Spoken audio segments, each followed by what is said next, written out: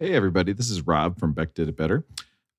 This is Beck Does It Again. Beck did it again. It's one of those. I can't remember which one it is.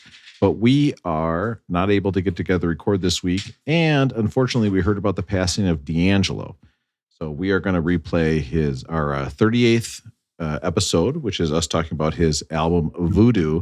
And one of the things I've always loved about D'Angelo is, even though I wasn't the biggest fan, I think D'Angelo really kind of sums up the podcast, because I didn't know much about him. Russ had never heard of him, apparently. And Aaron, of course, just loves him. So it really kind of is one of these early episodes where, you know, we're kind of talking about music and really exploring it. And it was back when the records were really, really good and we didn't know how good we had it. So the only thing I want to do before we start here is I have to explain, because we have the very rare Matt parody song.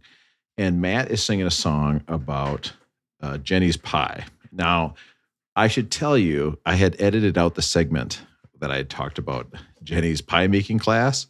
And so the joke didn't hit for anybody. Matt was mad about it. So let me explain for it now. This is the long lost Beck Did It Better mystery. This is literally, 130 episodes later.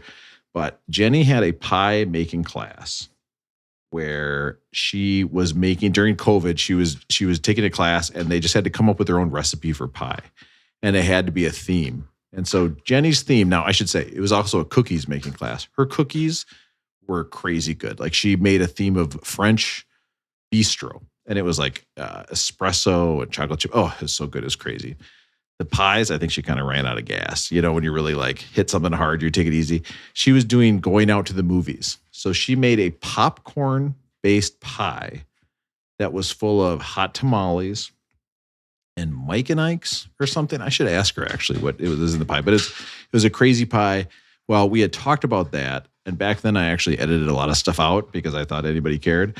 And so I edited out that segment. And then Matt comes in the next week over the top with a parody song about a segment that had been cut out. And looking back, I probably should have done this PSA like before that episode, but I think I didn't know what was going on. So anyway, that explains the parody song. And then we get into classic Aaron stuff. And just a quick reminder that I was meaner to Aaron back then. I feel bad about it. So apologies to Aaron.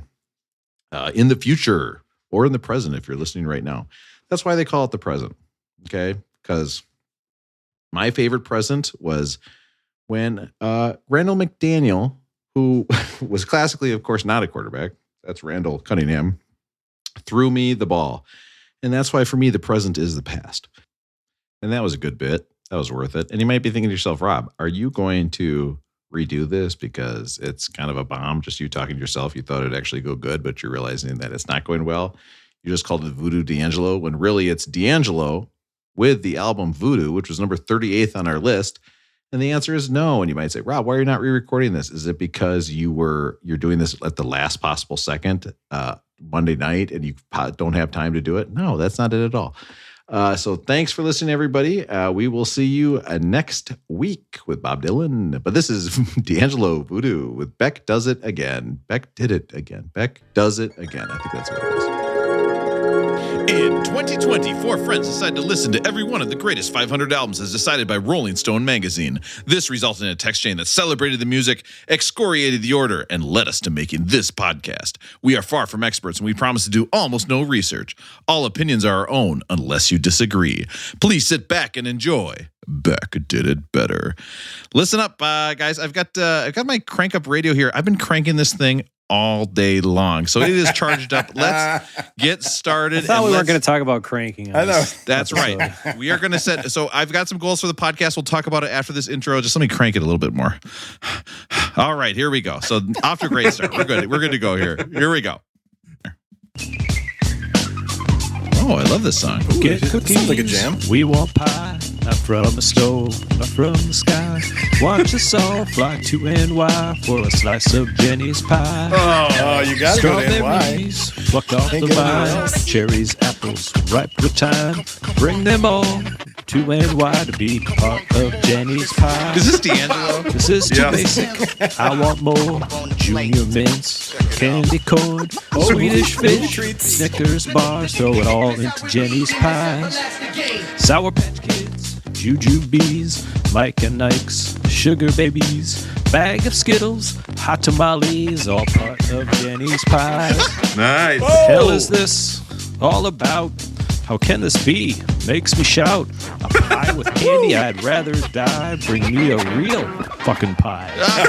Lemon lime, banana cream, French silk, raspberry, pecan date, gooseberry. Please song, by bring the way, me is some 20 minutes actual long. pie. I'm so hungry right now. Pumpkin apple, huckleberry.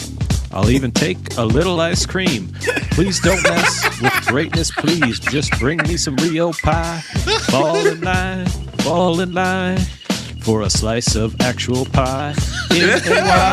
In NY, a slice of real fucking pie. I'd rather die for a slice of real pie. Fall in line for a slice of real pie. Oh my God. That was When so you want to good. hear about the greatest albums of all time, Excellent. but you're just too lazy to look it up online. So good. If you want to hear four guys who chat and then they get off track, The candy pie stuff really get cut out. The candy pie. I've got the perfect podcast for you, Jack. Well, it makes no sense to anybody. Did it It doesn't better. matter. hell, It doesn't nobody's matter, listening. Matt. You just got to roll with it. That's one of the pluses of you not listening is you can make all these jokes that make no sense to anyone. Welcome, everybody, to the therapeutic Davenport of love. Just here for you freaks who want this exclusive content hanging out here with us. And with me, I've got three guys who are pretty much the opposite of D'Angelo in every single way I can possibly think of. Let's say hello. We've got Russ in Minnesota. Russ, how are you doing?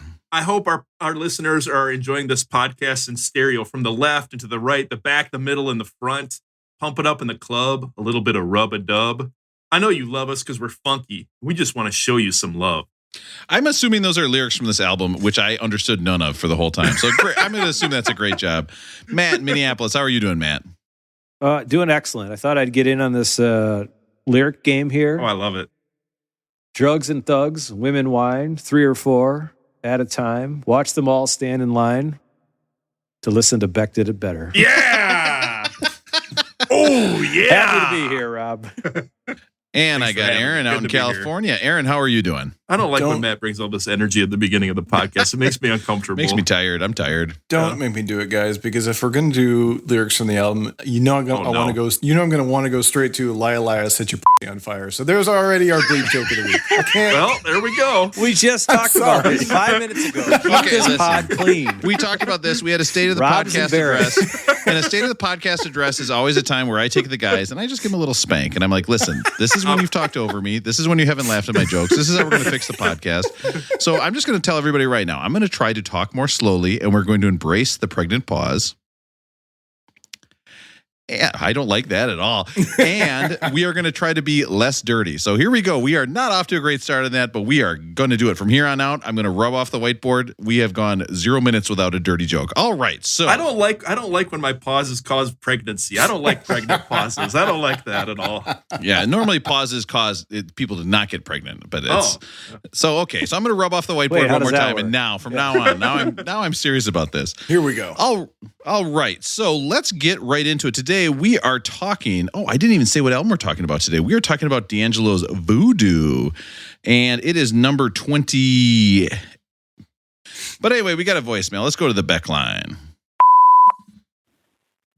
Hey boys, this is Sarah from Minnesota. That sounds a little familiar. Calling in, I just listened to your Carole King episode and had a couple Hot of off the things press. to react to.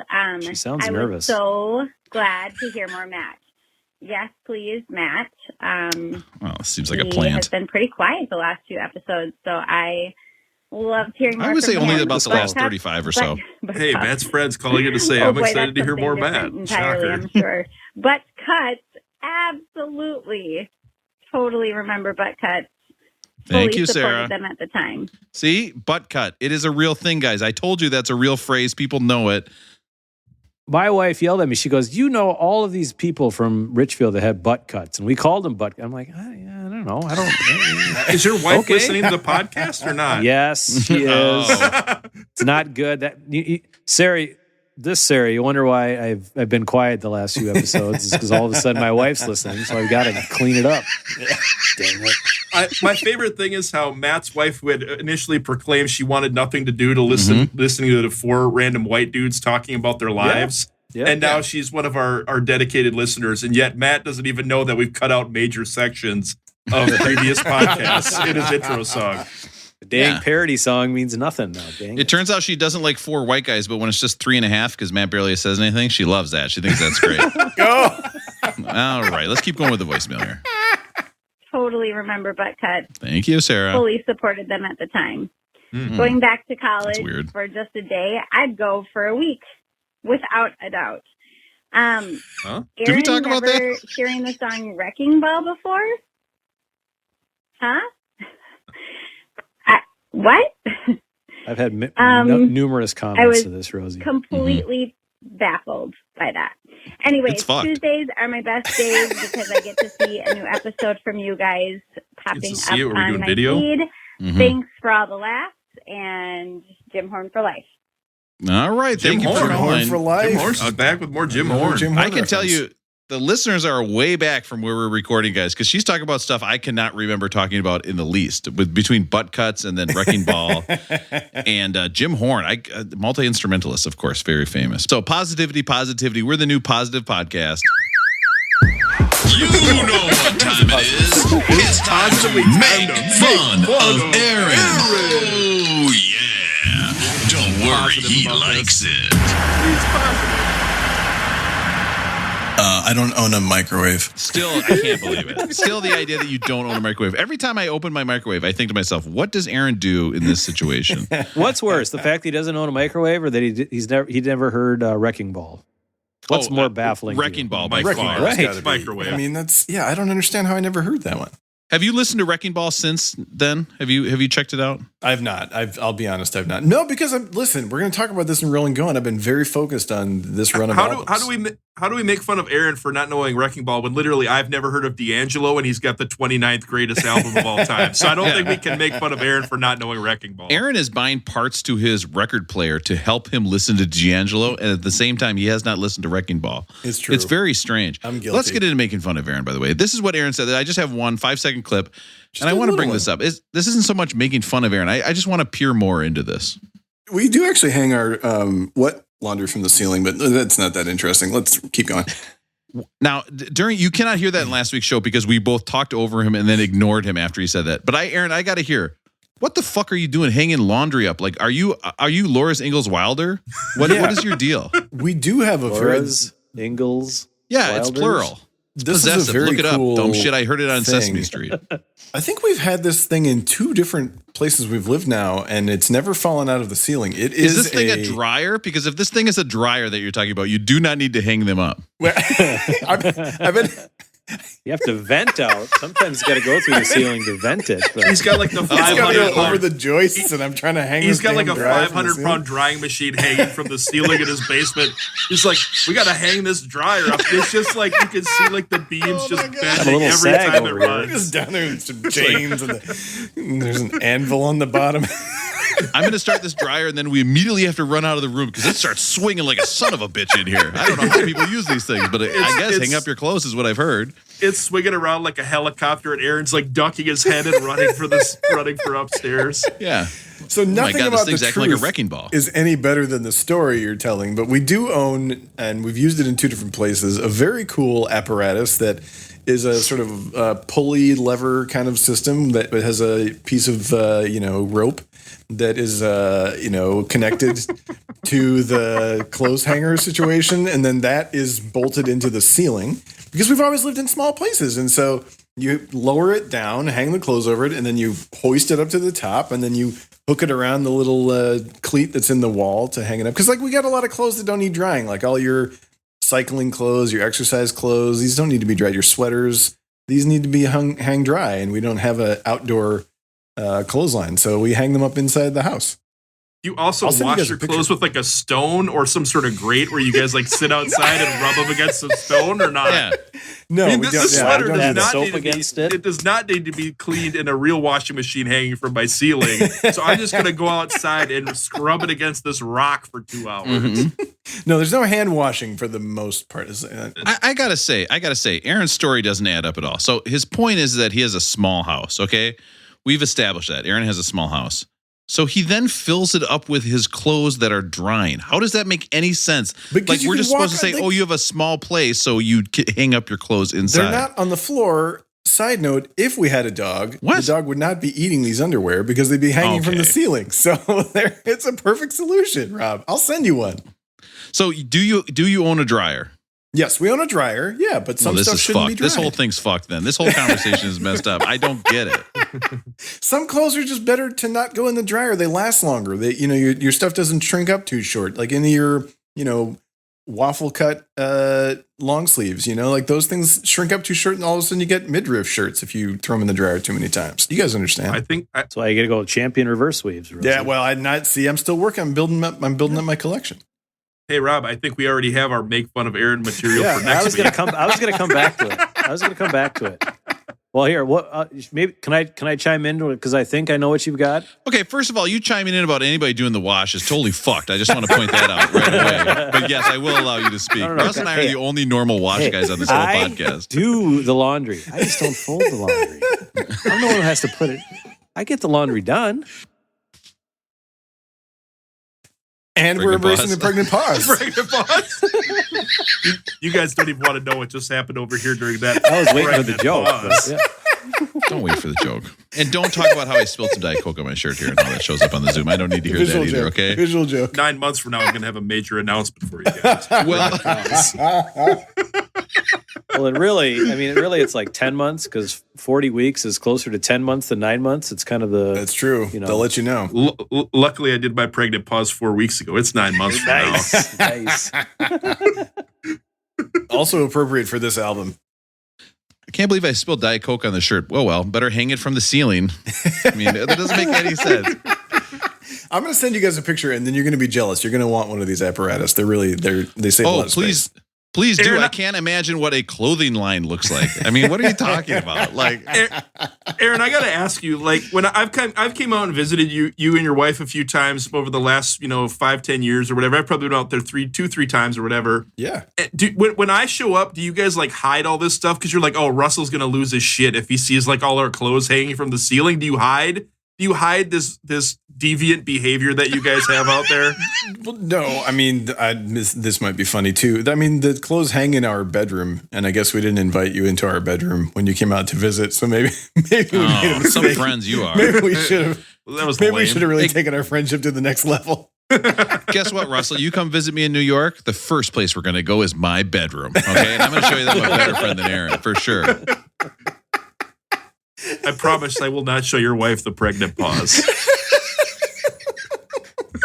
I won't do it. Pregnant pause. All right. So this is not a sustainable bit. We cannot keep going. All right. So now that we're 50 minutes into this I'm podcast pretty with the good at it. pauses, It's time. to see what everybody's up to. It's time for Roll It Going. Oh, yeah. I picture Aaron like getting to his bed and he's like going through, it's like in the jungle, but it's just like a bunch of cycling shirts and sweaters and, who knows what else he can't No, dry. that's true. That does happen because it's right off the corner where either you go through the jungle of clothes hanging from the top or you crank your arm, like your knee on the corner of What? the bed. And No. you know what I mean? You end up with a bruise on that corner. Anyway, it's time to see what everybody's up Fishing to. line is So out, you have Rob. you have so many clothes up that you run into the bed. Like you're just walking around blind. Honey, keep clapping so I can find where the bed is. Like this makes absolutely no Cranking to the sense. left. I love I how do. the water's It's- just like dripping all over his bed and everything. Like they just got puddles of water from their hanging clothes. And Okay, meanwhile, Aaron. the dryer's down there hanging by I itself do with no sometimes- I like clothes in to- it. Once I go into the room, because it's usually dark, my lady goes to bed before I do. Usually, maybe this is too much information. You might That's have a to power cut this move. out. Nice work. I like to try to get into my side of the bed with my eyes closed. Like I like to walk into the bedroom and see if I can make it with my eyes closed. I don't know why. And I'm not sure No, why I do be that. quiet. It's Be like a quiet. thing I I'm don't going to know. play this on a loop for the rest of the podcast. Shut up. Shut up. So what you now I'm just going to point this out. What Aaron said is not that he gets into bed with his eyes closed, and I didn't listen to why, and I don't care. What Aaron said was, what I like to do is I like to try to get into the bed. So this is something he looks forward to. He's like, oh yes, my wife is asleep. I'm gonna. Oh, what should I do? I could do anything I want. Let's see, what can I do? I can go read some French poetry out in the tent in the garage. I can Rambo. I can go downstairs and ignore the dryer, or I can close my eyes and try to get into bed. Ooh, I know what I'm going to do. This is going to be so fun. Ow, This is the best. Ow, wait, I've got a sweater stuck around me. Help me. Help me.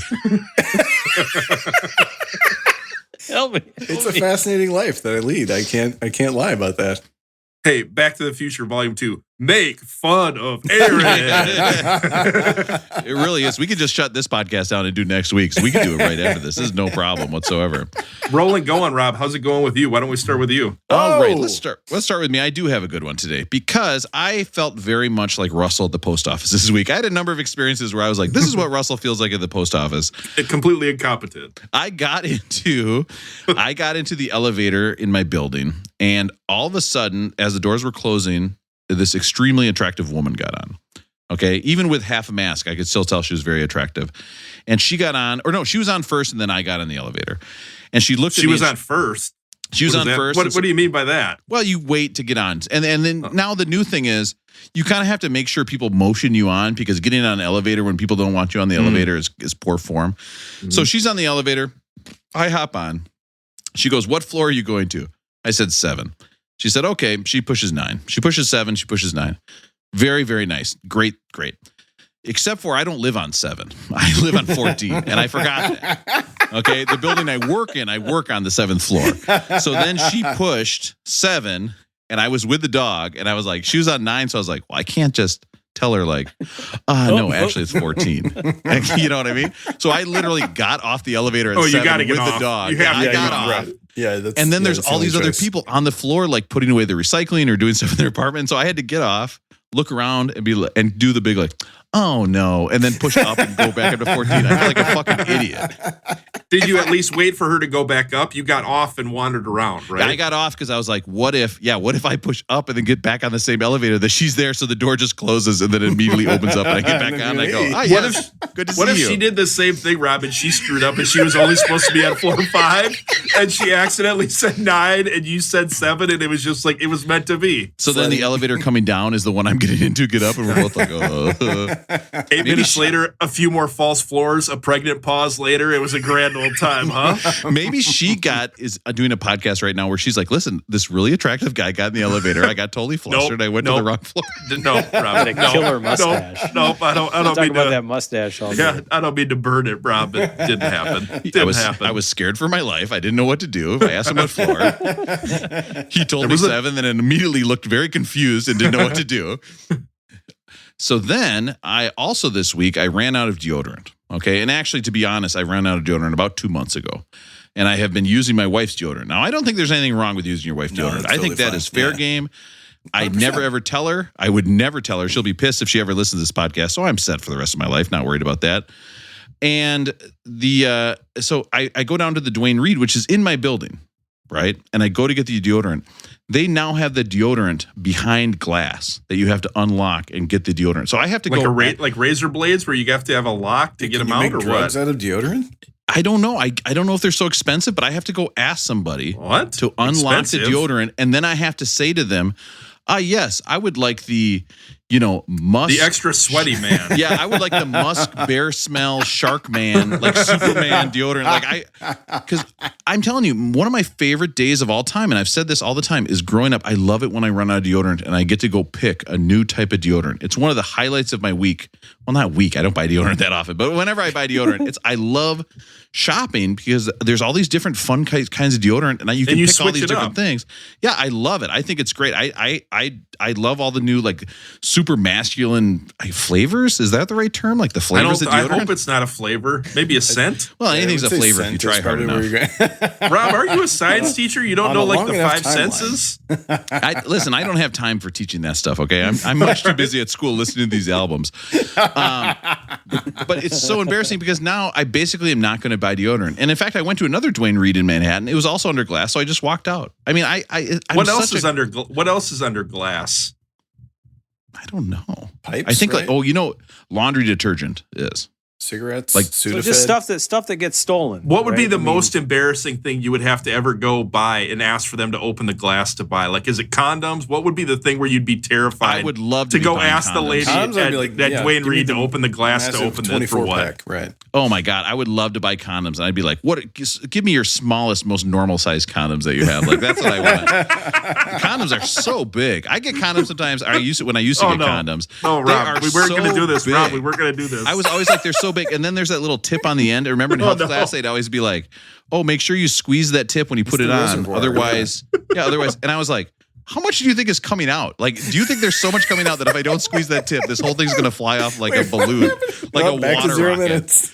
Like, I was like, this makes no sense. Like, even then I was like, squeeze the tip? That doesn't even make how does that make any sense? But that was like the one thing I remember from health class was squeeze the tip. But the other day I had to go in, and Aaron, you might relate to this because you're talking about foot care. Do you guys have toenail fungus? I've got to put some stuff on my toenails, like brush some stuff Rob, on. maybe this was the other thing we shouldn't have talked about if we wanted to get listeners. This is a. We should just cancel this now. There's no reason to go forward with Okay, this. you guys can toenail shame me all you want, but all it does is make your toenails like a little yellow and a little thicker, like old man toenails. So I get a thing where I brush it on, and then my toenails are totally healthy. So Honestly, then I if you can have go get a something that's pedicure. fixing this problem, Rob, I need to know. We what were it at is. 100 listeners. We're losing. This is bad. I think if I had to ask somebody to go unlock the toenail fungus brush, that would be a bummer to me. Rule number 1 for once we get into the 30s, we never let Rob go first on Roll and Go ever again. Matt, Roll and Go, how's it going with you? Oh, I feel like I'm being usurped here.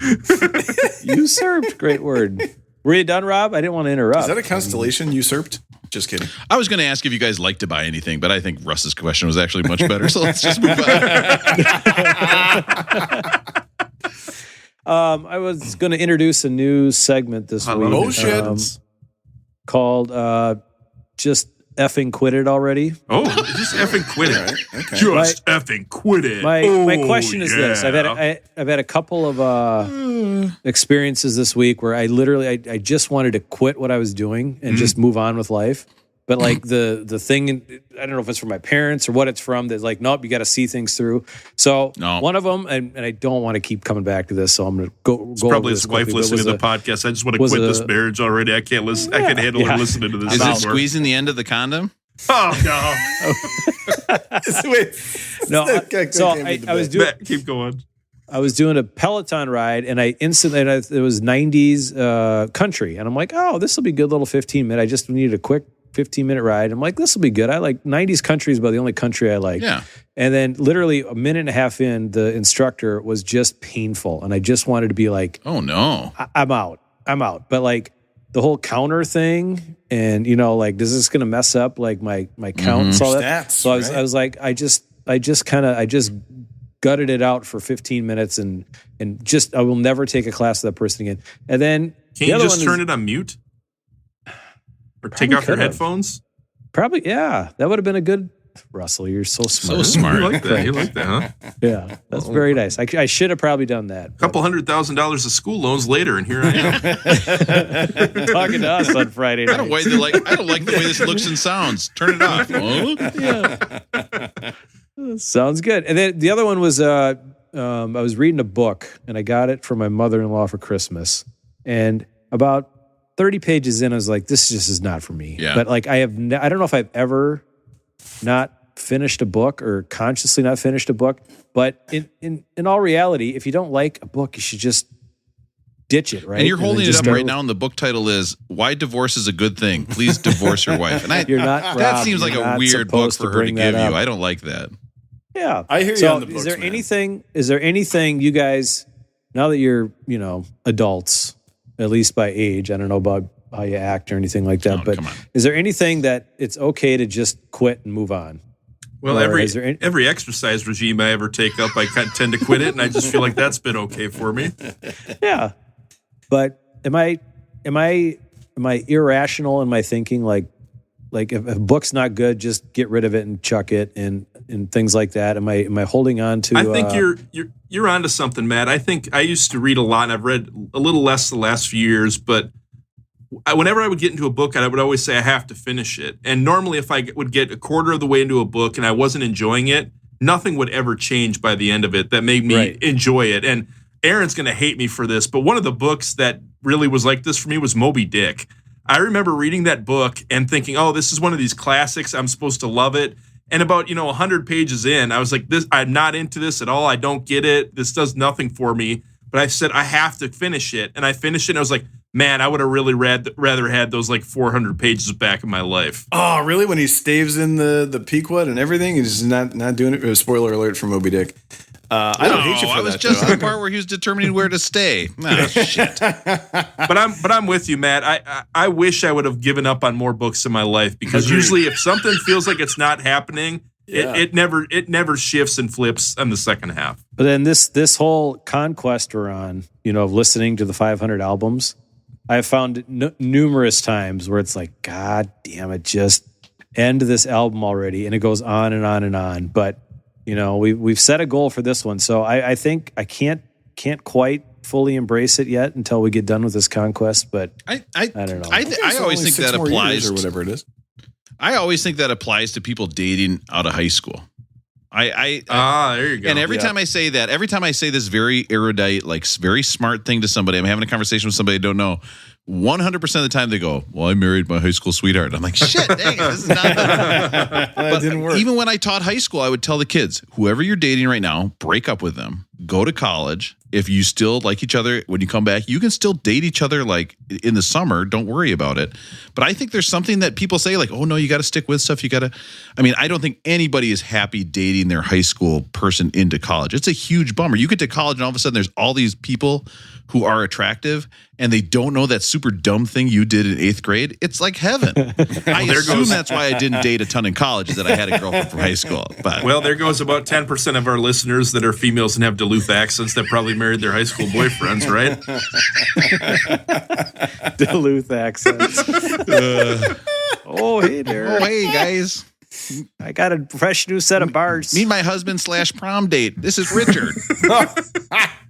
What a dick. The other 50% of the listeners we just lost are the ones where they're now convinced, well, I've never liked this podcast. Maybe I should stop listening to it so bad. That was a terrible piece of guidance. Damn it. Oh, cut it out, Rob. Everyone's on there crossing this. Now our podcast is on their spreadsheet of shit they want to get rid of. Finish this podcast? Great. I don't have to go on the journey with these guys. You shitheads have to finish this podcast. There's no escape for you. This is the way it is. I'll be honest, Russell, the one thing I did quit was the Moby Dick podcast because I started being on this podcast. That sounds just terrible. You're just lining up, make fun of Aaron's left and right. The Moby Dick podcast. Like, what are we even talking about here? It's a really good podcast. They go, is Talia laughing? They go chapter by chapter about Moby Dick. It's really great. But you can't, like you guys know, you can't listen to podcasts and be on a podcast. That's the whole problem with trying to market your podcast. I'm going to unsubscribe from my favorite podcast, 101 Condom Jokes. I just found that out. What episode are you on? Are you number one? I was on number one. It was episode 2. Yeah, it was the bit about the end. I don't know. Because of my girlfriend from high school, I'd never had to use a lot of condoms in college, and that's the only reason why. Well, it definitely isn't my face or body. Speaking of pregnant pause. By the way, you see I didn't mention personality because that's what I've got like crazy. Roll and go on, Aaron. How's it going with you? I'm a little bit stressed, guys. I'm going to be honest with you. I'm a little bit stressed. So I'm going to talk about something that's been stressing me out, and then I'm going to talk about something that eased my stress a little bit. So that's where I'm at tonight. Keep it clean. This run of look, I'm staying out of this. 3 albums that we're on. So folks at home who are listening, this is a music podcast where we're going through the Rolling Stone list of 500 albums. This run of 3 albums of Wu-Tang Entered the 36 Chambers. Wu-Tang. D'Angelo Voodoo. And then next week with the White Album by the Beatles. These 3 albums are in my top 5 of all-time most played albums. These are albums I know so well.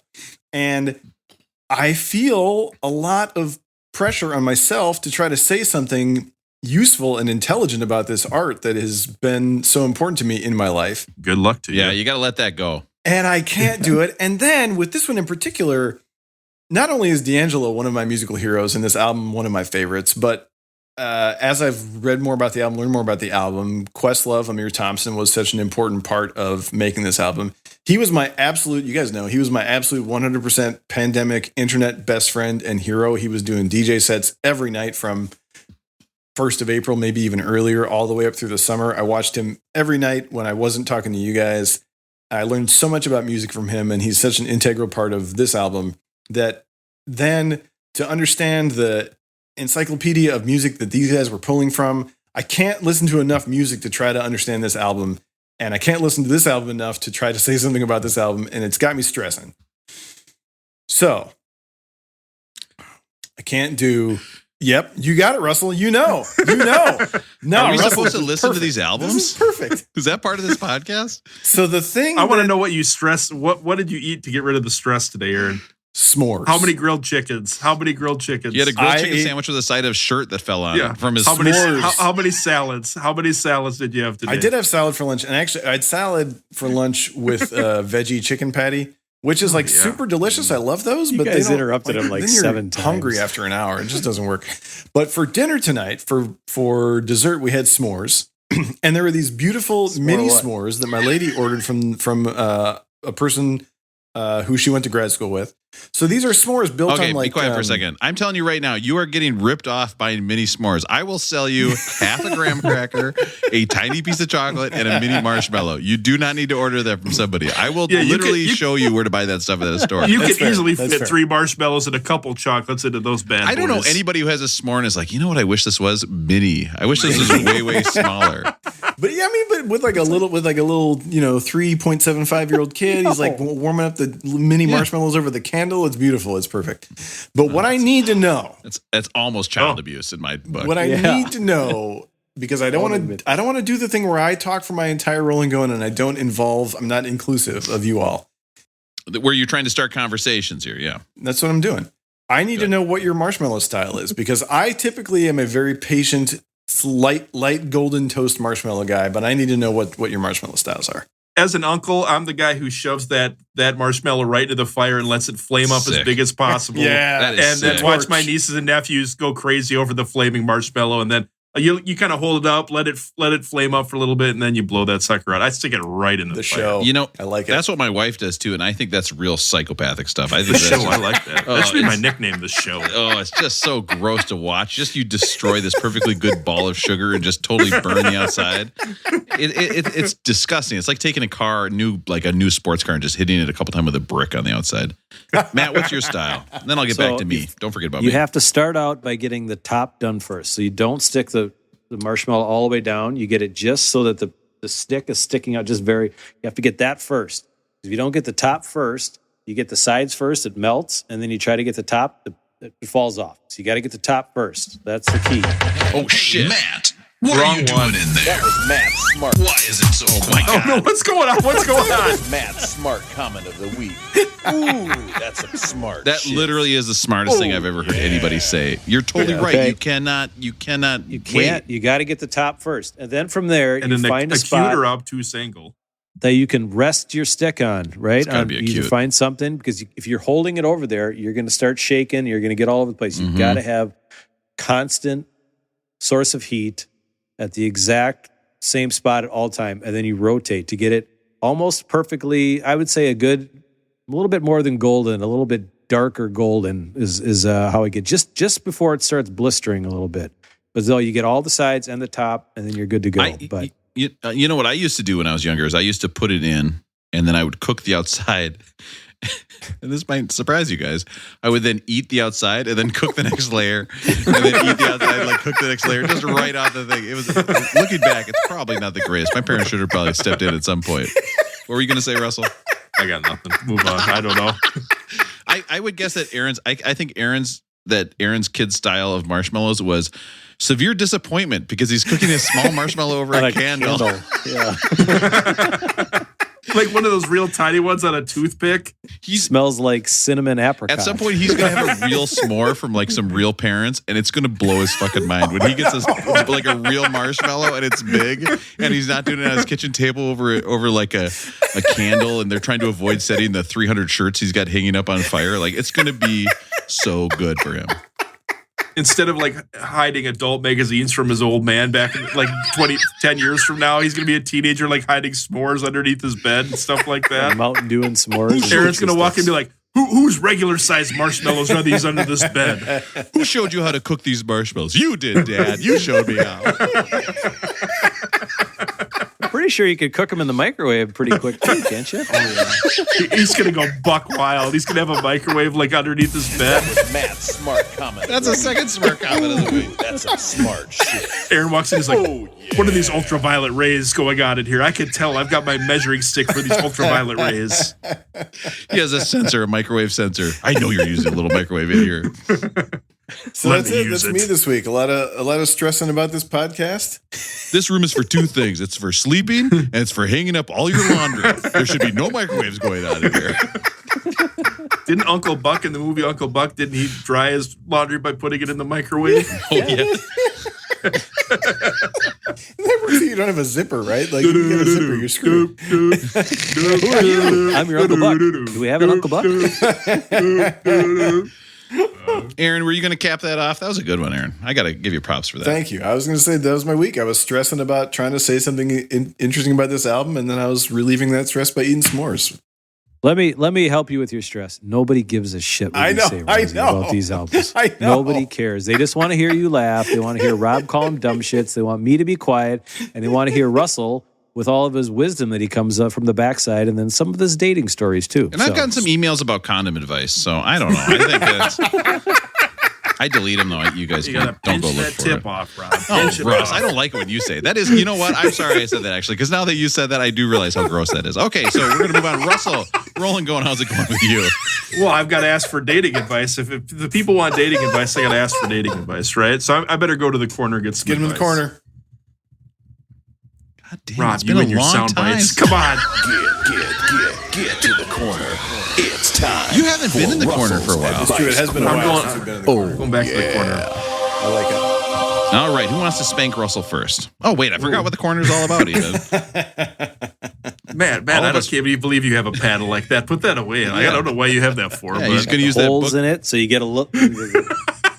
Ooh, that's Not the drag on it. filthy. He's going to use that book he got called How to Kiss Your Mother. Oh, jeez. I'll cut that out, but it's funny to me.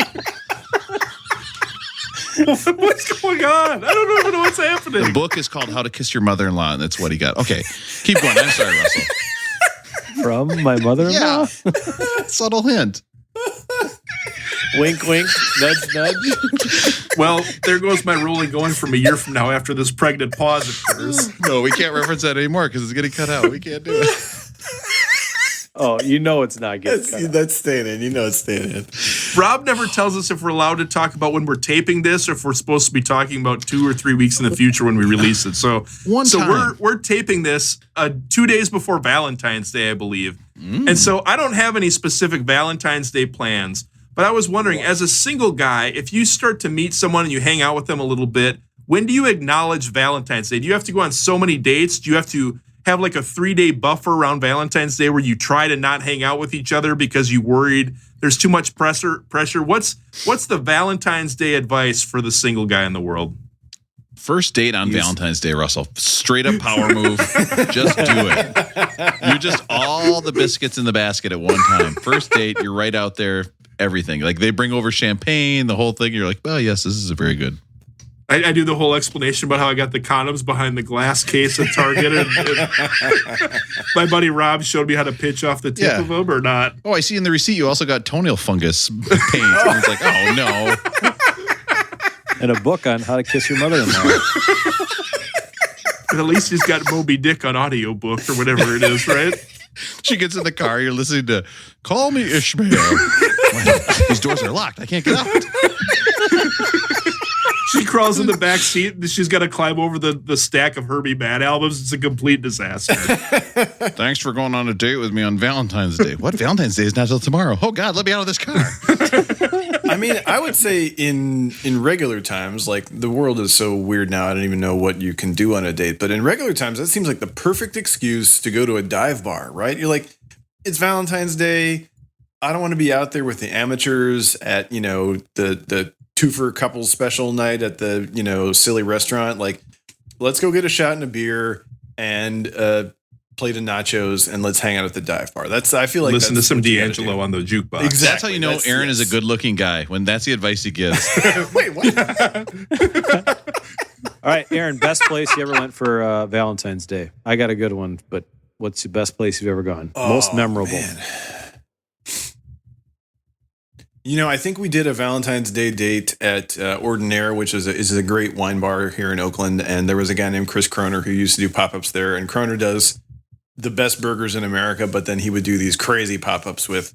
That's funny you mentioned that, Matt, because actually the other night I was looking back at I was searching old emails to see when we had been at Ordinaire for one of searching old emails. Searching old emails. What the hell is your job? What the fuck is your job? And me, I was trying to remember when did we go to the bistro at Ordinaire for Kroner, and it was in 2014. He did like an uni and buckwheat emails risotto 2014. thing. Wait, what? Don't you use going Gmail? buck wild on the food. Give me the food. I don't know. We got to get into this next week for the Making Fun of Aaron segment. We do not have time to get into why you have so many old emails. Matt and why in your emails do you have listed what you've eaten? Like, do you email yourself every night? Like, had a burger. So good. Russell, I'll do Matt, I want to hear quick things. Matt, I want to hear it. Yeah. One, I think my senior year of high school, I think my girlfriend had dumped me like a month before. Smart. And so that's a good move on her part. Taking my advice. Great. It was great. But and then she started dating Rob, and she had to dump him when she decided to drive home fast.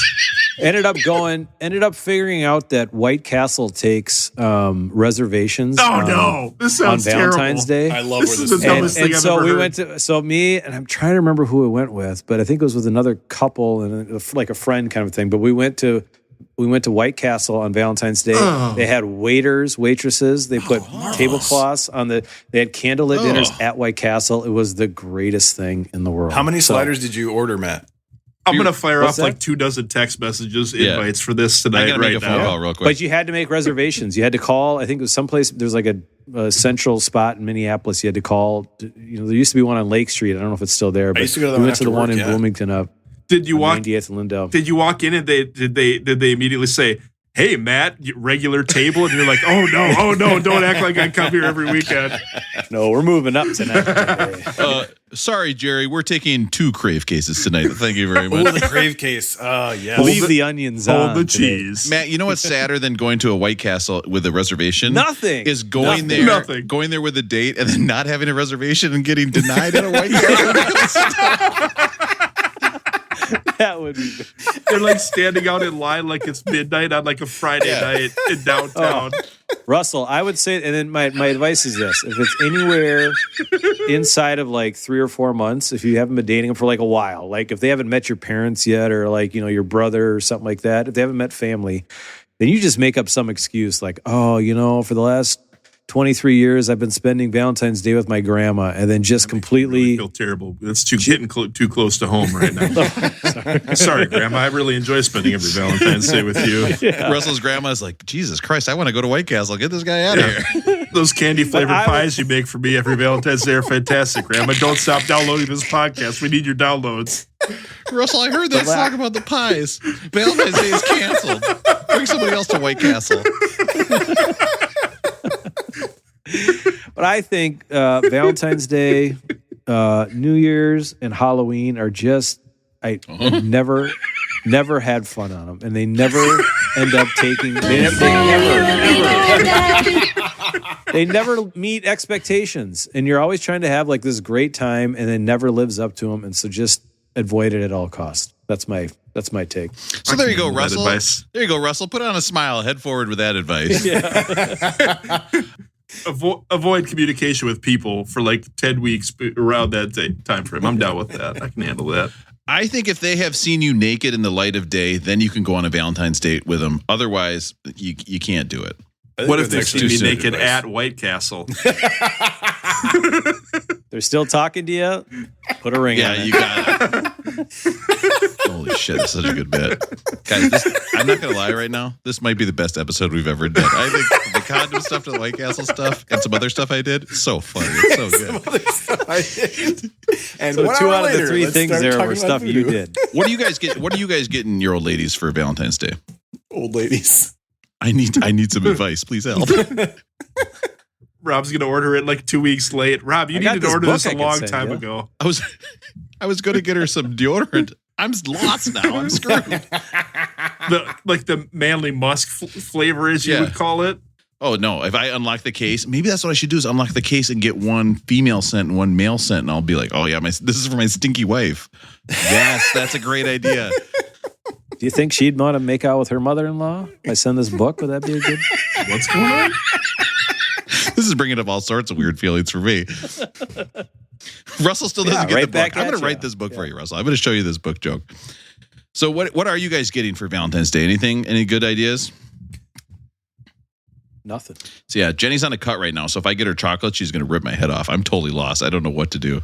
Yeah, I ended up with some body oil, like some massage oil, and then a linen towel. Goes well with All tortellini right, and so that's linguine. the end of this podcast. We'll see you guys later. You pieces of shit. I talked about you. We talked about this. Are you going to say that's not for your wife, that's for you? 'Cause Tortellini that's even- I don't Tuesday have with any the idea. body oils. And then a No, nice please keep pink her second linen towel that I thought looked pretty. Oh, jeez, Aaron. I don't know. How are you married? I don't get it. He's like, sweetie, this towel cannot be dried. It will shrink. So we do need to hang this up in the bedroom. Matt, how about you? Are you doing like a certificate for your wife where she gets to like make dinner for a few days? Or what certificate is she getting She from can you? she can fold the laundry. Oh my God. It'd be good. My mother could stay home for a few days while you do the laundry. Here's your certificate. Laminate it and everything. I'm going to combine those ideas and I'm going to give my wife a certificate book and a bottle of body oil. Just see where it goes. I don't know. We'll see what happens. Happy Valentine's Day. Rub me.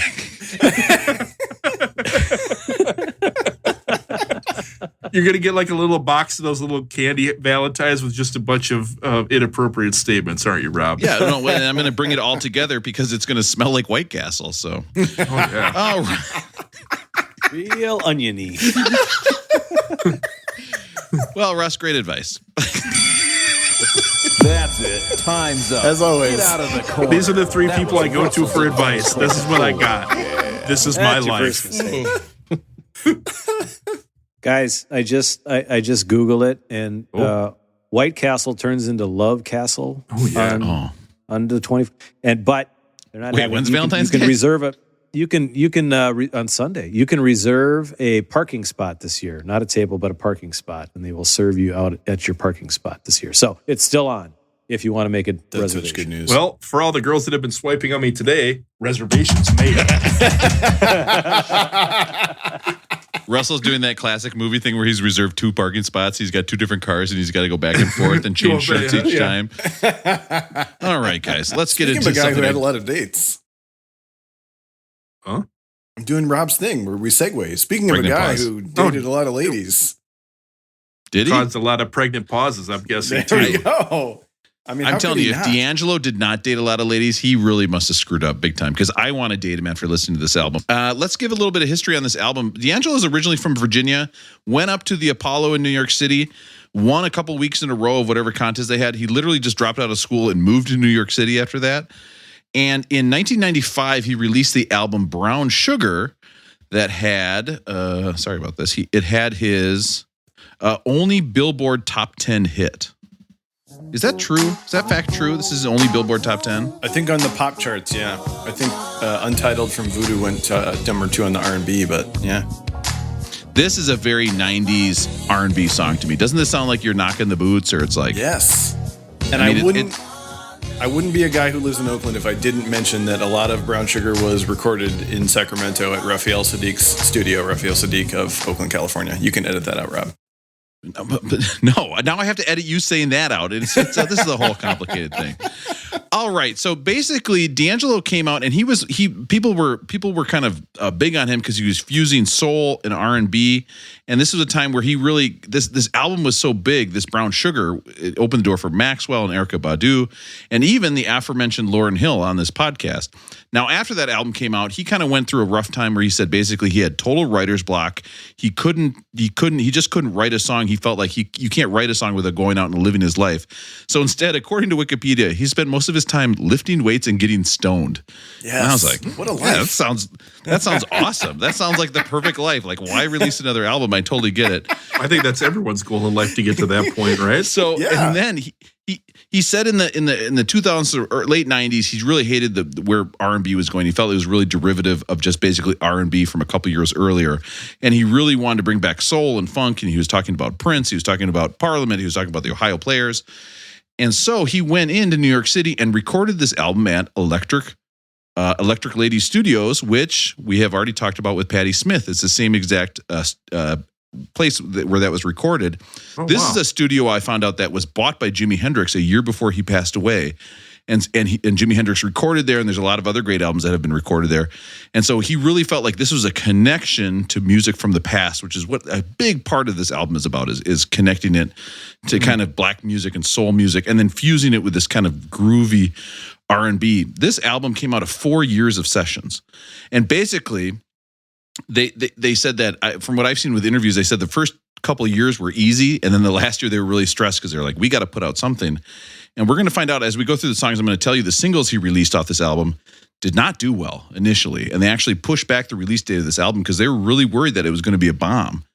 But what's interesting about this album is, if you listen, is that there's very little verse chorus. Like, even me listening to this at work, there's never a part where I was like, oh, here's the chorus that I remember. Here's the hook that I'm going to sing along with. It was just kind of a lot of these funky grooves, and then every once in a while he'd repeat some phrases, and I was like, well, I guess that's the chorus. And then, like Aaron said earlier, a huge part of this album was Questlove on the drums. And Aaron, can you explain what you mean when you were talking about him dragging the beat on this? I think that's a huge part of this album. Yeah, Questlove talks about this a lot, about how he had, and I've been watching interviews with him recently and reading things he said about it recently, where, so the Roots were a live hip hop band, which was not cool in the late 90s. So Questlove had to, Questlove grew up in Philadelphia, exposed to a lot of music, jazz. Okay, I'm not going to talk about Questlove because I could do that all night. But he talks about how he had trained himself. Of this podcast. He had trained himself to play like a drum machine, where he was on the beat all the time, and he took it as a compliment when someone would come up to him and say, "You sound like a drum machine. Never, you're like a robot." Thank you for the compliment. Yes. He started playing with D'Angelo, and D'Angelo was like, no. Like, let it lay behind the beat. And I can't do the things that he would do in his interviews where he gives examples. But yeah, basically it was just like consistently playing somewhere behind the beat. And it was about the interplay between the drums and the bass. And Questlove talks a lot. D'Angelo, not as much, talks a lot about how this was influenced by Jay Dilla, who was a producer out of Detroit. Dilla worked with Tribe Called Quest most famously, was the only producer for Slum Village on their first album. And Dilla is not credited on this album in any way, but I know he was around the studio at the time because he was working with Common and Erykah Badu and all those other folks who were around Electric Ladyland at the time. And Questlove talks about how a lot of what they were going for was Dilla's, he calls it drunken drumming. And then the one other thing I would say about it is that D'Angelo talks about how he was influenced by hip hop and early hip hop, where samples didn't always line up with the beat or the bass. And so he was emulating that sound where it just wasn't perfect. But the thing about that is it wasn't perfect, but it was perfectly imperfect, and it can't be recreated because no one else has ever done this since. Note to self. Don't ask Aaron about that drumming again. Holy shit. Sorry. That was a lot. Sorry. That's awesome. It was brilliant. No, it's awesome, man. It's brilliant. I somehow have to make fun of you with also complimenting you. No, too hard. I'm just going to make fun of you. I've been so immersed in this stuff for many years, and this album's 21 years old. Buy it a drink. And I've been listening to it for 21 years now. And I still haven't fully grasped it. So when D'Angelo goes to the beach in Mexico, he goes, "Oh, I'm going to the Playa Playa." That's the first. Yes. Song. Yes. Playa, playa. Playa, playa. I read that this song was supposed to be for the movie Space Jam. Right. And so there's a lot of basketball themes in this song. But if you listen, the basketball themes are kind of off. Like, no wonder they didn't put it in Space Jam. Like, the lyrics don't make a lot of basketball sense. It's like, I'm cutting behind the blocker. It's like, I don't know if D'Angelo's ever played basketball because his lyrics don't really make basketball sense. I don't think he has, because I also watched interviews with him recently where I don't think he's more than 5'8", and he grew up only playing music in the church. This was his thing, was playing music. I don't think he ever played basketball. So it does sound like fish out of water kind of stuff when he's trying to sing about basketball. One of the coolest things I saw about this opening song is that the guitar player was Mike Campbell, who is the guitar player for Tom Petty and the Heartbreakers. Oh, that's and cool. So the guitar player in this was that guy, and he's also played on. You would know him. You would probably know his face from being, the Tom Petty guitar player. But he's also played with Johnny Cash on the American records. He played on Rusty Cage and Hurt. He also played with the Wallflowers on 6th Avenue Heartache. You guys remember that song? Oh, yes. God, Wallflowers were like a huge band for me. Russ, I gotta say, you must have a great list if that wasn't your list that you came up with. That was the opening track. You don't do lists on the opening track. I'm learning all these rules. I've done now. a list on the opening track, but Russell's. If I had Tom Petty's guitar player, the only thing I would do the whole time is be like, play the intro to Running Down a Dream, and he'd be like, he's like, should we play the song Play a Player? And I'm like, no, play Running Down a Dream. Do it again. God, that rocks my face off. Do it again. All right, moving on. Devil's Pie. Here we go. So he released this as, I think it was the first single off the album. I mean, listen to this groove. God, this album is so thick and like chunky and funky and sexy. But when they released this single, it didn't do very well because it wasn't real hip hop like we were listening to at the time in kind of the late 90s, early 2000s, where it wasn't about, a lot of excess and well, it's not a radio play. We've talked about it often that, the kind of this whole album, it's not made for radio, right? Yeah. But the first time you hear this song, and what drew me to it, what drew it to it, it was the fact that it's not a radio song. You're so used to hearing all these songs that I don't know. It hooked me right away. I think to play a song on the radio, right, you need a couple things. You need a song that's under 6 minutes. No, you need you need a singer who you can understand what the hell they're saying. No. I mean, it just doesn't happen on the song. But I mean, listen to the end of the song. Listen to how funky this is. This is 6 minutes. It's just so. Like, I did not know what this album was. And when I put these headphones on at work and I started listening to it, I was like, oh my God, like this is. I think this song has the holy trinity of sounds, including badass drums, horns, and scratching of records. I want more of those three things. I love it. Russell, so you're setting me up. I got to talk about this because this is the one track where he brought in a hip hop producer. So he's got DJ Premier on this beat, Premier of Gangstar, and he talks about how Premier and Marley Marl were his favorite producers. So you can hear how this one's a little bit more straightforward in terms of just hitting the drums on the one and going for it. And then if we're going to talk about horns, we got to talk about Roy Hargrove, who was the horn player for this album, which we'll probably get into later. But you're 100% right. Huh? Everything you guys are saying about this one, it's a great track. So now we have left and right. Now on this one, D'Angelo was a multi-instrumentalist. He played all the instruments on the song. This song was originally supposed to have Q-Tip rapping over the top of it, but at the time Method and Redman were the hot ones. So they were doing this. I gotta say, this was my least favorite song of the whole album. I know that rap lyrics being disrespectful to women is nothing new, but this was just such a derivation from the rest of the album. It was like I would listen to this and be like, I don't really like what they're saying. Am I too sensitive? I can't disagree with you. I have this, as you guys know, I own this on vinyl, and these first 3 tracks comprise side 1, and I'm not a side 1 guy. I feel like the record doesn't really start until it gets to the line.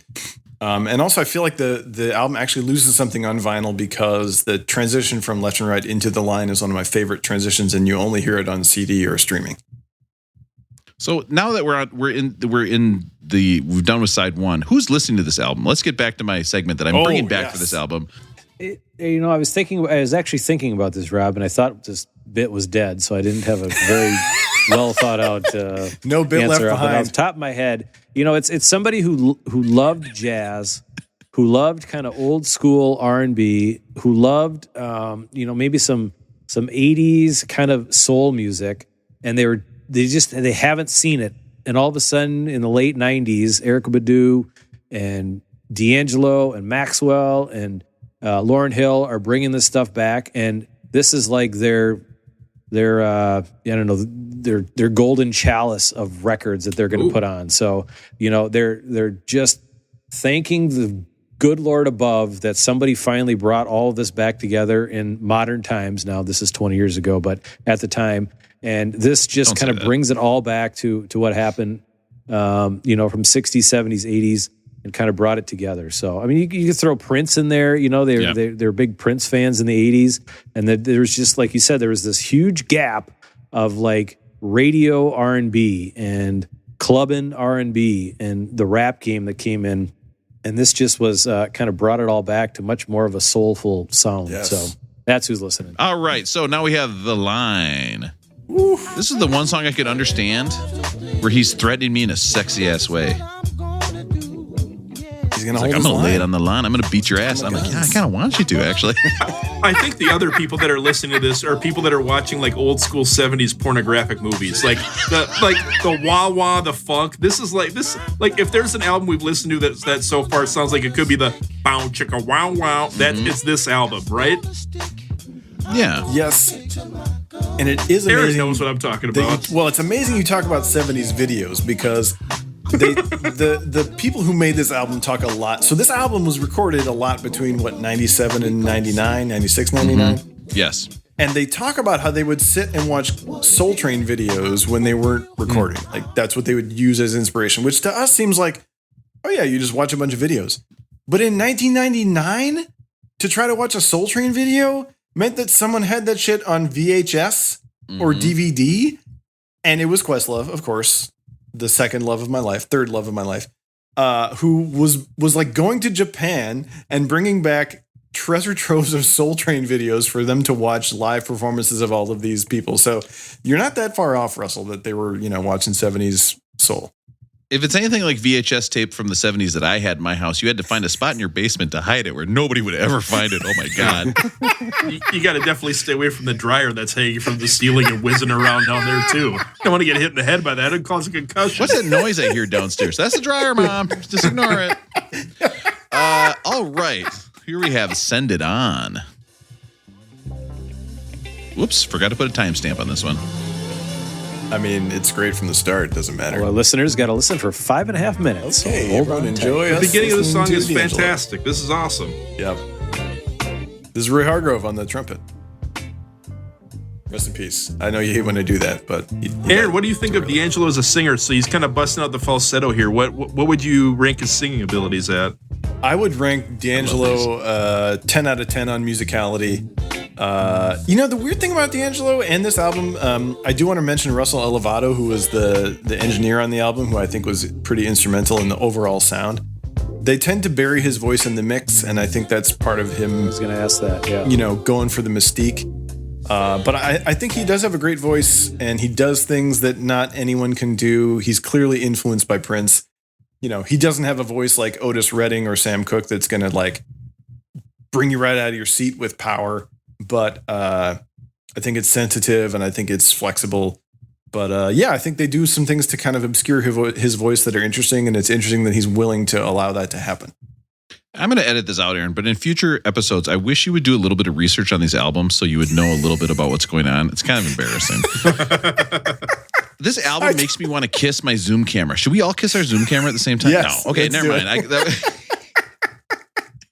Sorry about the onion breath, guys. I had a date at White Castle earlier. I apologize for that. I know it fogged up the Zoom camera. I apologize. That was my bad. Okay, we'll talk about this after the podcast. Go see the Zoom camera. Chicken Grease. Oh, I love this song. I can't imagine how Aaron loves this Chicken Grease. This is like right up Aaron's alley. This is my favorite combination of movies, Chicken Run and Grease. I'm sorry, edit it out. So here's the thing. Chicken Run's pretty good. I remember watching that one. Shout out Mel Gibson. So here's no. That is getting edited out. We are not shouting out Mel Gibson on this podcast. Are you fucking serious? You just shouted out. I want you to go to the hot tub and blow me. What? What's going on? Mel Gibson tapes? Is this like the Hulk Hogan tapes you've been watching or Mel Gibson not? tapes where he called his wife on the voicemail and he was like, what? And she goes, I don't like you. Because she knew she was recording it. So she just bait him and she's like, you are a piece of shit. And you'd be like, what? What'd you just say? I want you to come out to the hot tub and blow me. Rob, You know what? got I'm a going to lot put of in a clip celebrity of the Mel tapes. Gibson tape below this saying below me. It's so good. Aaron, we are not shouting out Mel Gibson on this podcast. I know you didn't mean it like that, but that's sick. So chicken grease, I'm going to start the song again. I can't handle this. I'm not going to think about Mel Gibson every time I think about this song. Chicken grease was a term Prince used when you're playing a chord with like a seventh note in it and 16th notes. So like a fast, that's what he called the chicken grease, which is why they called it this. But this was originally supposed to be a song for Common, and D'Angelo traded him this song for a different song. Like just straight up traded a song, which is brilliant. That's so fun. When I heard this song, I couldn't stop thinking of Aaron and his bucket of chicken. And then I started thinking of, how Aaron and I do chicken differently. And you know who else sings about chicken differently? It's our guy, Beck. You guys got to check out this song. Beck also sings about chicken, but Beck does it Russ style. He likes deep fried chicken and deep fried love. Check out Deep Fried Love by Beck. Oh, yeah. Sounds like Velvet Underground. It does a little.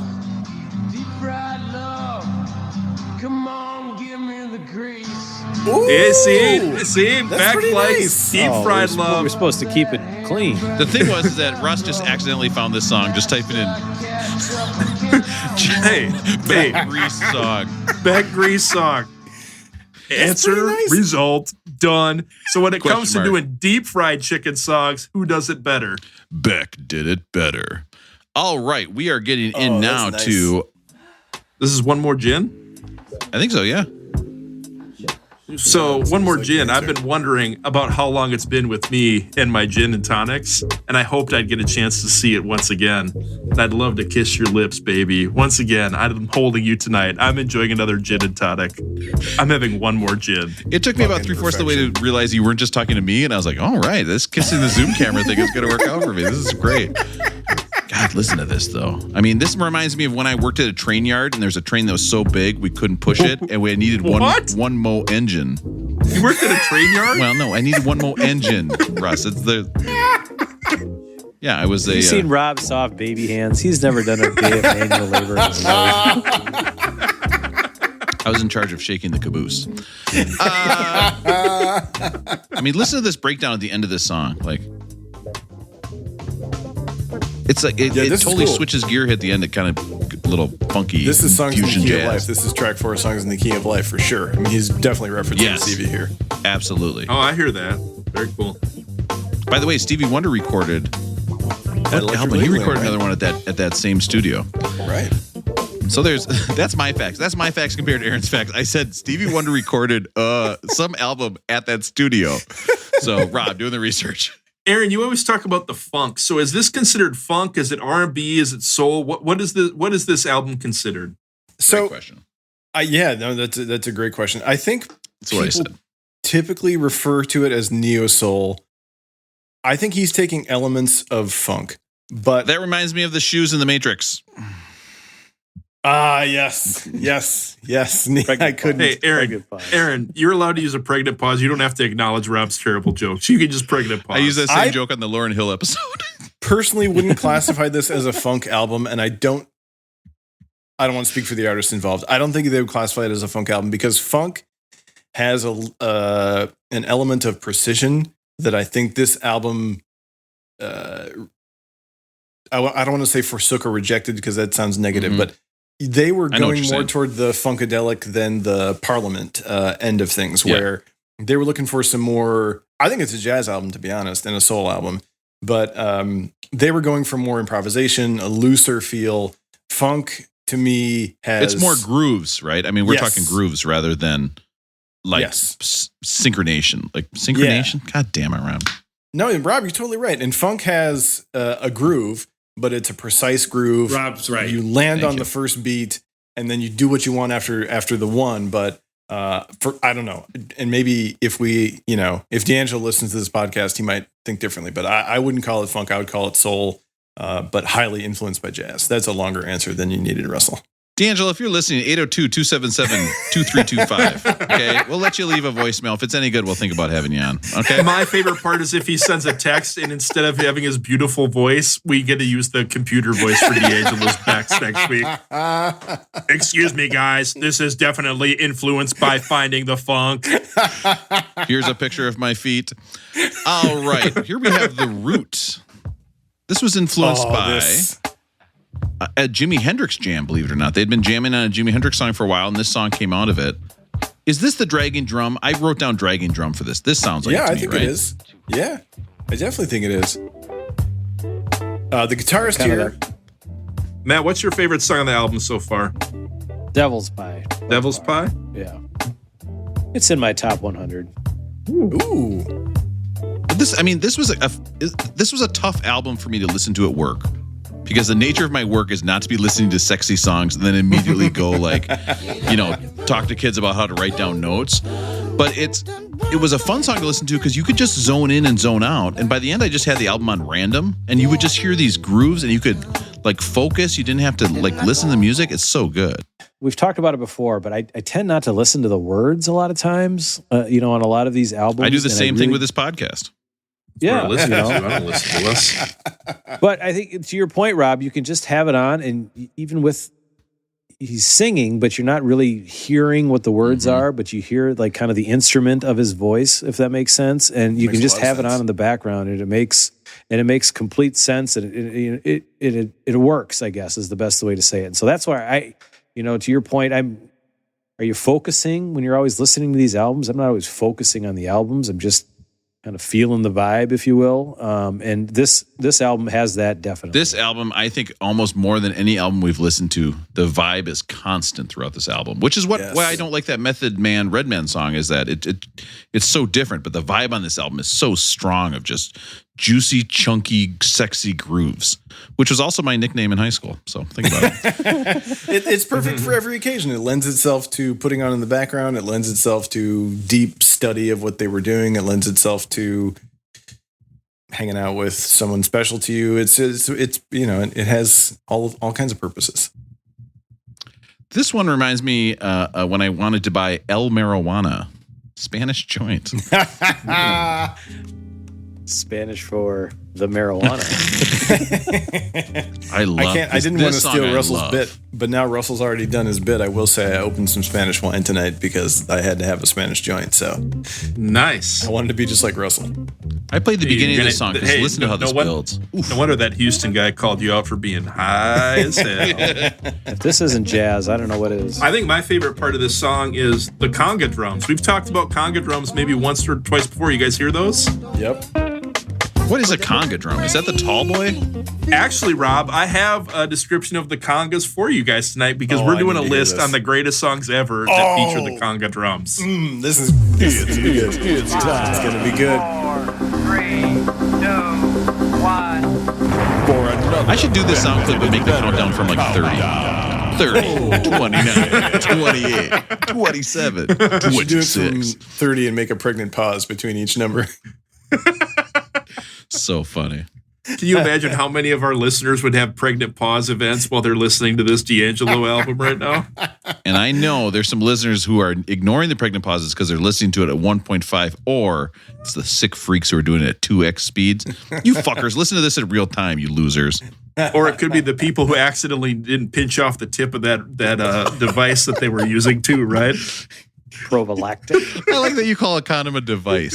I think that's very good.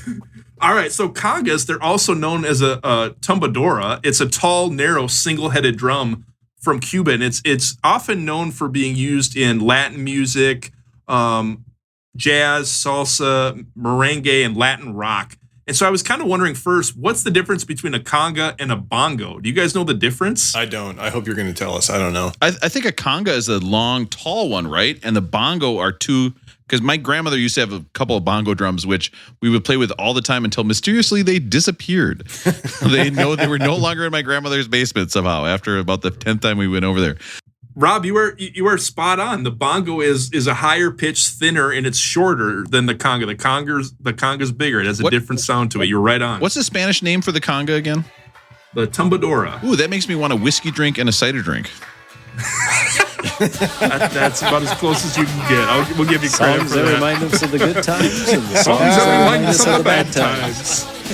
Let's just play that instead of my list. I would totally be Don't happy worry, if it's we playing in listened the to that. background right now because I hate future Rob.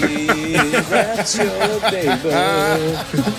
No, I'm excited for this list. I know what's on here. It rocks. Rocks my face. All right, so the first song, I think we have to call this out. This is probably where they might do like a conga line at a wedding where they're not playing Rob's.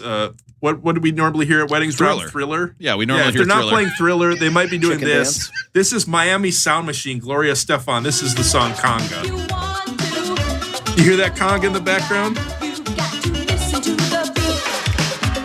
Oh yeah, it's that kind of constant. Ooh, that's gonna be hard to do. You could do worse than spend like a whole day listening to the Miami Sound Machine, right? Like if you put Yes, this on all day, absolutely. you'd be happy. All their songs are conga. If you Google like famous conga songs, it's Miami Sound Machine across the board. Yes. Oh, it's so good. All right, number 2 on the list. We've covered this one. It's the greatest album of all time, and it's unimpeachable at this point. This is Marvin Gaye, Inner City Blues. We've talked about this before. You guys remember this one? Yep. A little more laid back. Yeah. And I'll tell you what, Furious. Marvin Gaye, a huge influence on this album, and you can hear it. I mean, he's probably Yes. the number 1 influence on this album, right? Listen to it. You can hear it. So similar.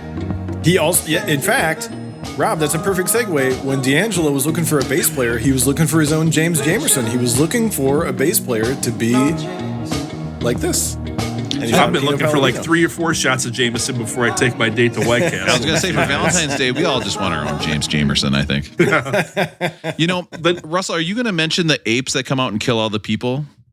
Oh, that's right. We're not talking about Congo. Congo. It was a Michael Crichton book and movie. Okay, movie Well, then. there goes my number 3 song. I was going to do a whole ripoff on Congo. Okay. But instead, I'll move on to one of the Amy. greatest bands ever. How about Rolling Stones' Sympathy for the Devil? This is the opening. You guys will all know this part. Allow me to introduce myself.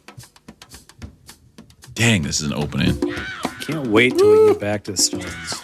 I played this song once in my car, and I was so proud of my kids because I was playing this, and I just hear them in the background when they were like 2 or 3. They're going, hoo hoo, hoo hoo, and I was like, hell yeah. Hoo hoo. Listen to that. Allow me to introduce myself. God dang.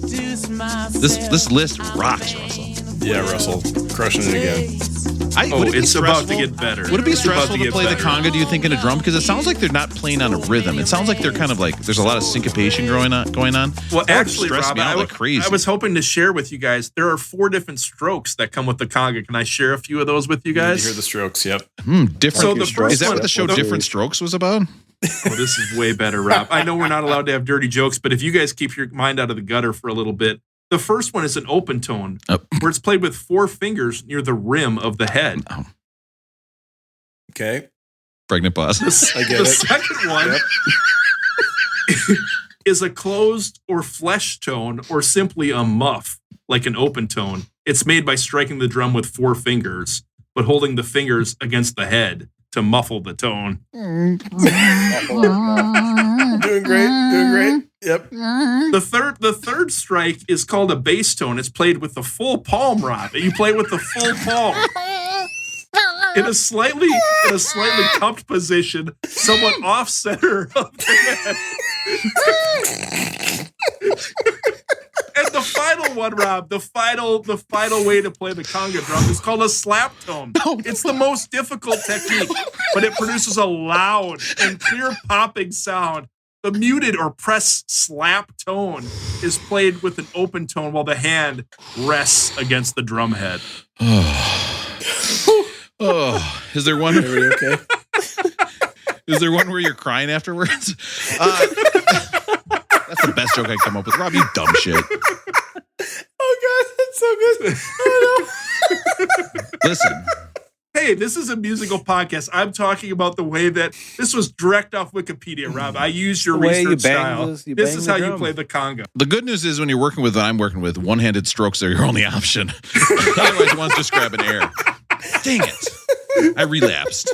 I was doing so well. This is bad. All right, next up on the list. Let's see if you guys remember this one. This is Eric Burden and War, Spill the Wine. You remember this one? Yes. There used to be a wine shop called Spill the Wine in Minneapolis. Dig that girl. Eric Burden's going to play prominently. Aaron, who sings this song? Eric Burden and War? Yeah, let's keep it that way. Shut your mouth. Wow, you walked right into that, didn't you? Actually, the singer on this song is terrible, if I remember correctly. Yeah, I don't think he's into singing. So, Aaron, I do want you to sing the song. Yeah, listen to those congas. I would say he's doing the what stroke do you think he's doing on that one? That sounded a lot like a slap. That sounded difficult. I think he was definitely doing the muffled tone. He was striking the drum with 4 fingers on that one. Sometimes you get too close at the end of the song before you want to, and so you have to muffle it down. What? This is a music podcast. You have to think about White Castle. Let's keep it clean. That beat just gets a little quick. Yeah. You got to slow down that beat. You got to keep the tempo slower. Because you can't end the song when you're looking at Steven Tyler doing a flip. You got to wait until they're at the strip club.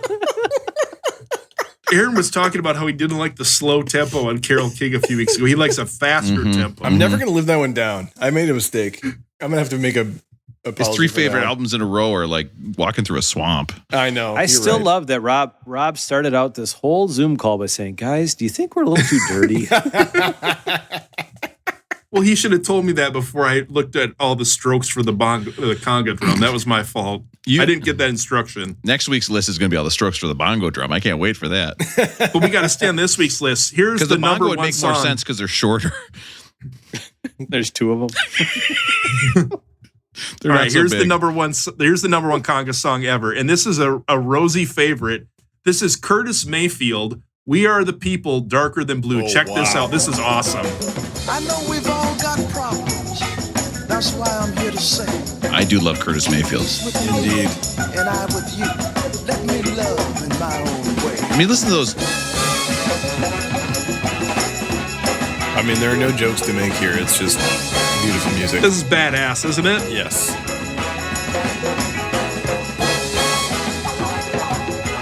I was going to play a Santana song, but I remember at some point someone made a Rob Thomas Santana joke, and I thought I would get made fun of, so I didn't put him on the list. I looked it up, and I think they use bongos on those, not congas. That's why I didn't put it on the list. Yeah, so they're shorter drums. They use different strokes. Oh, love the Curtis Mayfield shout. Also, because I Russ, think Curtis Mayfield is an unsung influence on this album. So, Russell, you, once again, just incredible kudos on your list making.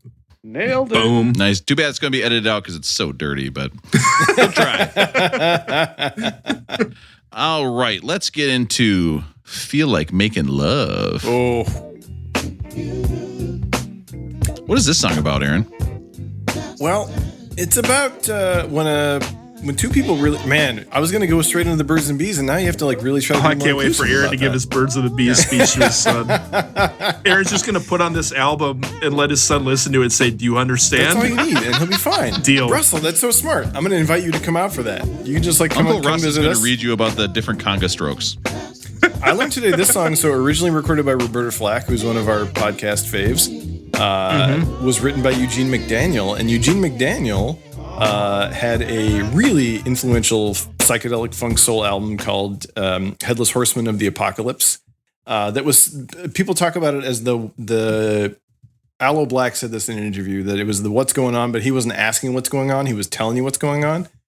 And the Nixon administration asked his record label to scrap it. So Eugene McDaniel ended up being pretty, kind of tossed on the funeral pyre of history, but he's a great funk soul pioneer, and he wrote this song, and then Roberta Flack recorded it, and then D'Angelo did his own thing with it. It's a great tune. Can you imagine being D'Angelo and saying that you feel like making love, and then you can actually like do something about it? That is such a foreign concept. I don't think I've ever said like, oh, I feel like making love, and then like gone and done it. I'm always like, okay, well, I'm going to go to bed a little early tonight. We'll just see what happens. And it's like, I'm tired. I'm going to sleep. I'm like, yeah, me too. I'm very tired. I've always been way more successful when I say I feel like eating White Castle, and then I just pound that crave case.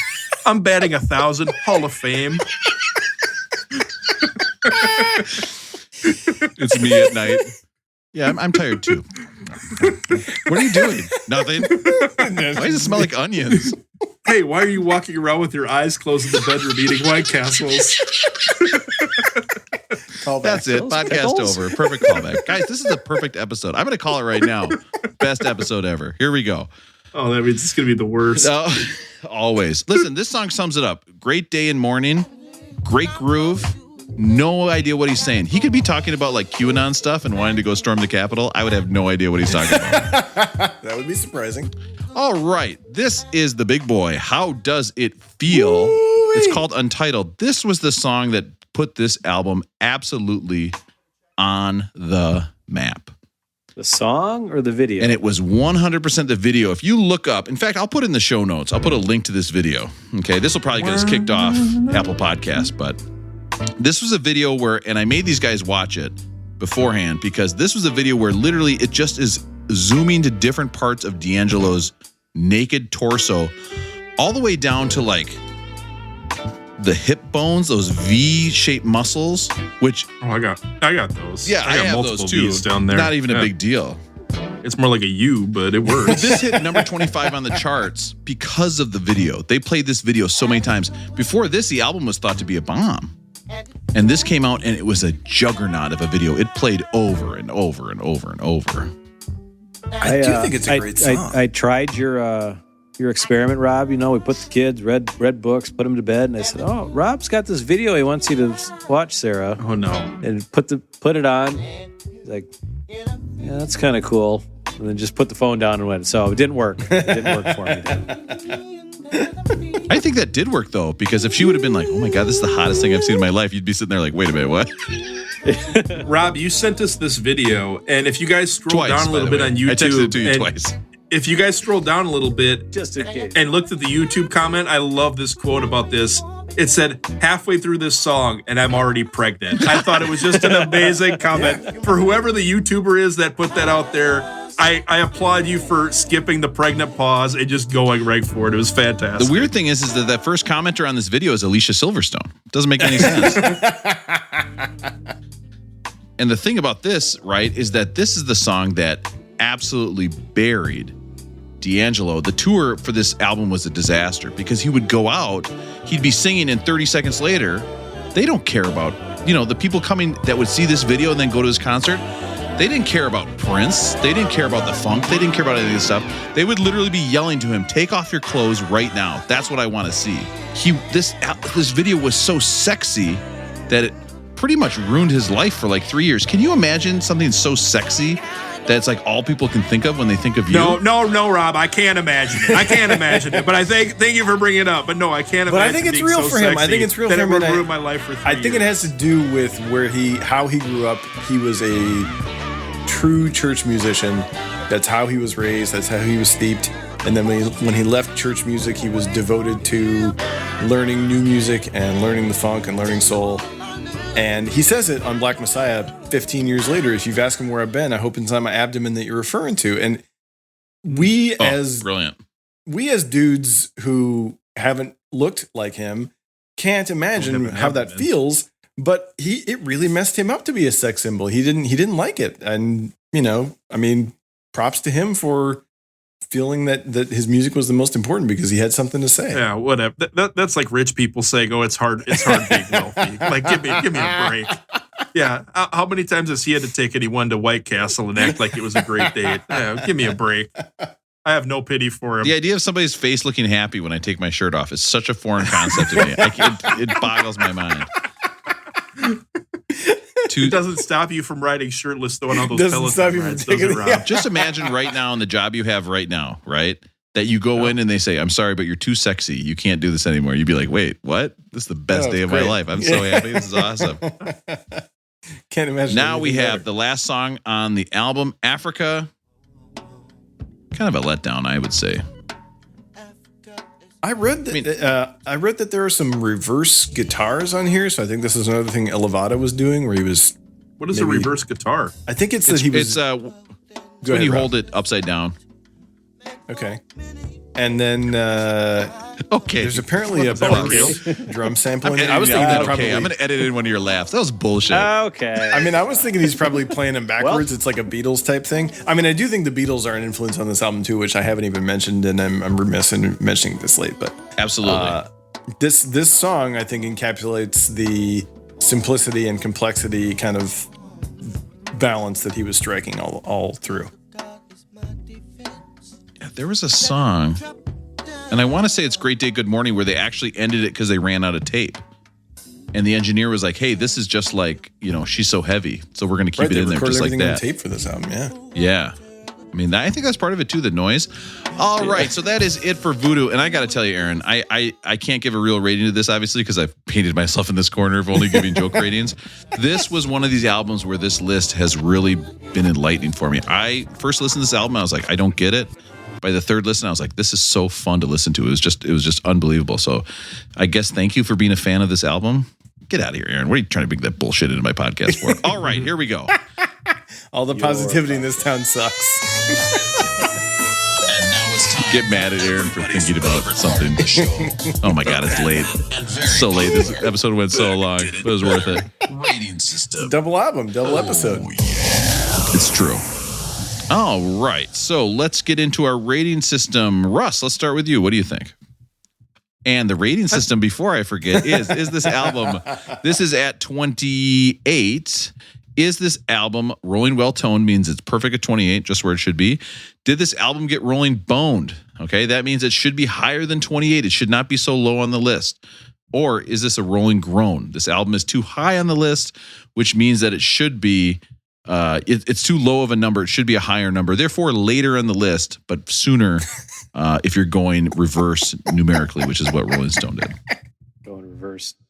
I had never heard of D'Angelo before we started this quest. I'd never heard of him until when the list got reset and Matt noted that D'Angelo jumped from like 400 up to 30. I'd never heard these songs. Maybe I've heard these songs, but I never recognized them. And the only thing I knew is Aaron was super excited about this. And this really shocked me. I really like this way more than I thought I would. To me, it's a little bit one note. It's kind of like the same slow drum. It's the same kind of beat the whole time. So it's a little bit one note, but it's also the first album that I believe referenced the word mojo. So I got to give it credit that we're referencing the word mojo. So I'm going to give it rolling well toned. It is only one note, but it is a slap note. And so I think that's a good one. Matt, I think it was a four-fingered cuff slap note, Rob. I just get it right. You don't want to let yourself down. There's better ways to do that. I am not ever going to say the term four-fingered muff slap. Thank you. Matt, what do you think?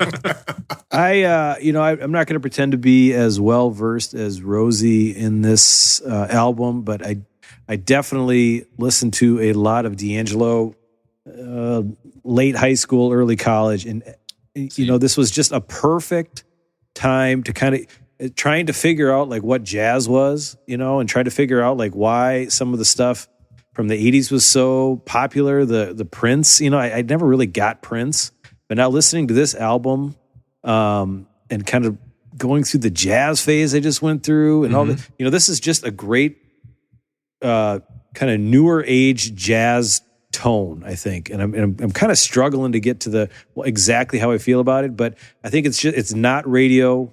It's easy listening. You have, like Russell said, you got horns, you got rhythm, you've got vocals, and it all comes together to a bunch of bangers. We haven't used the word bangers in a long time, but I think these songs are bangers personally. I can understand why you think it's kind of a one note thing, but I just absolutely love going through this album. And so I think it got rolling boned, meaning it's too low on the list, Rob. Right? Once I've done my initial bit, I cannot remember. I mean, it depends what you mean low on the list. I'll show you a diagram later. I got a diagram where the list goes up or down. I think, Matt, you might have meant it got bass tone, which means it got played with the full palm. The full palm. Full palm, Matt. Yeah. Matt, it's like that book. It's like that book that you got. The list is really relative. All relative. I think it got rolling boned, and it's hard for me to say which ones we should jump ahead of here, but I just think this is a great album, and it came out at a great time, and yeah, I thoroughly enjoyed it. All right, so Aaron, what did you think of this? I think the song sucks. Oh, Aaron, why would you say that about D'Angelo? 2 albums in a row. You said that. Come on. This is D'Angelo. Even on the old list, he was a top 500 artist, and you're just going to rag on him. Damn. Aaron, would you say this is a big album? A big album? That's what I'm going to start calling my penis. Oh, Aaron, why would you fall for that one too, you dummy? Jeez. Here's what I have to say about this album. I've already said more than anyone cares to hear about my thoughts on this album. In the context of the list, I feel that this is our first sort of throwback album on the list, right? And yes. I could be wrong. The album is derivative in a good way, in a great way. And it took older ideas and made them his own. And so for me, as I've said, it's one of my top 5 favorite albums. I listened to it so many times this week. I'm not going to stop listening to this album when we're done. So I will love this album forever. I'm going to surprise you, and I'm going to say I feel like it's rolling well toned as far as a specific number. It is, to me, better than many of the albums that we've heard that rank higher on the list above it. But I think we might hear albums that come after it that this album borrowed from. And so I'm going to say it's rolling well toned as a number 29. But for me, as you know, personally, it's one of my all-time favorites. The predecessors aren't getting their credit, you're saying? I'm saying, yeah, this album, is looking to the 4 mothers and fathers. And so those people should also get their due as well. Get their flowers, as they say. You guys are close, but the correct answer is this album gets a rolling hip bone. All I can think about are his hip bones when I think about this album. They're so beautiful, right? He's too sexy. I mean, this video to make a song like this and then to actually look sexy. How often does that happen? That almost never happens. It's crazy. I think I'm one of the few examples of that. I'd have to go on like a 300-day fast to ever claim I've got a hip bone. All right. So next up, we have number 9. Number nine. We have Beatles, a White Album, the album we were getting ready to do before the emergency list took over. You know what, guys? I like this album so much. You know what grade I'm going to give it, actually? A D+, Angelo. Again, 2 podcasts in a row. That's not right. When you want to hear about the greatest albums of all time. That's shit. That's a long episode. But you're just too lazy to look it up online. If you want to hear 4 guys who chat and then they get off track, I've got the perfect podcast for you, Jack. Beck did it better. Oh, wait, you guys didn't do it, you lying fucks. Got him. We got him. The only funk I brought to this podcast was that onion breath from that last trip I made to White Castle. We got the funk. Ow. I got the funk. Ow. We need the funk. Sir, you'll notice all of our crave cases are under glass. You need to ask us to get them. Yes, I will never return. Goodbye. Hey, I'm sorry. I hate to interrupt you while you're doing the scanning, but I need to get another crave case out of that glass case over there.